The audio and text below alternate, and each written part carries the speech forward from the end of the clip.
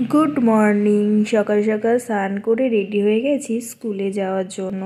আজকে স্কুল থেকে যাব গাংনাপুর, মানে আমার নিজের বাড়ি। তো তার জন্য আজকে ভীষণ হ্যাপি। তো সকাল সকাল ভাত নিয়ে বসে পড়েছি। ভাতের সঙ্গে ছিল বাঁধাকপি, ডাল আর পালং শাক। আর এই দেখো টোটো এসে গেছে, আমরা সব টোটোতে উঠে পড়েছি। আর যাওয়ার সময় বিদিশাও আমাদের টোটোতে গেল, তাই ওর সাথে উঠে পড়লাম। তারপরে স্কুল টুল করে এখন উঠেছি টোটোতে, কারণ আমি ট্রেনটা মিস করেছি 10 মিনিটের জন্য। তারপরে যেই টোটোটা উঠেছিলাম সেই টোটোটাও খারাপ হয়ে গেছিলো, আবার টোটো চেঞ্জ করেছি দত্তপুরটে থেকে, তারপরে বাস পাচন্দি থেকে, কারণ আমি যাচ্ছি কাটোয়া। আর কাটোয়াতে গিয়ে ট্রেনে উঠলাম।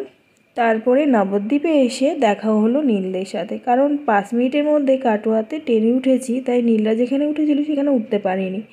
ওই যে দেখা যায় নীল, আর নীল আর লগ্নজিতাকে আমার দেখা হলো এই কৃষ্ণনগর ঘাটে একসঙ্গে ওদের সাথে যাচ্ছে। এই যে মায়াপুর মন্দির, লগ্নজিতা প্রণাম করছে। তারপরে অটোতে উঠে গেলাম, এবার যাব কৃষ্ণনগর। তারপরে কৃষ্ণনগরে এসে গেলাম। এবার কৃষ্ণনগর থেকে ট্রেনে উঠেছি, এখন যাব রানাঘাট। এইবার করেই আমাদের এখন বাড়ি যেতে হচ্ছে। বাড়ি যেতে যে কটা বাজবে কে জানে।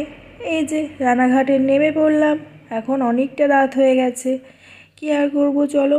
রাতটা অনেকটা হয়ে গেছে, তার জন্য একটু খিদেও পেয়েছিল, তাই জন্য এখন আর কি খাবো, আজকে নিরামিষ শনিবারের দিন, তো তাই জন্য একটু চা আর পাঁপড় খেয়ে নিলাম।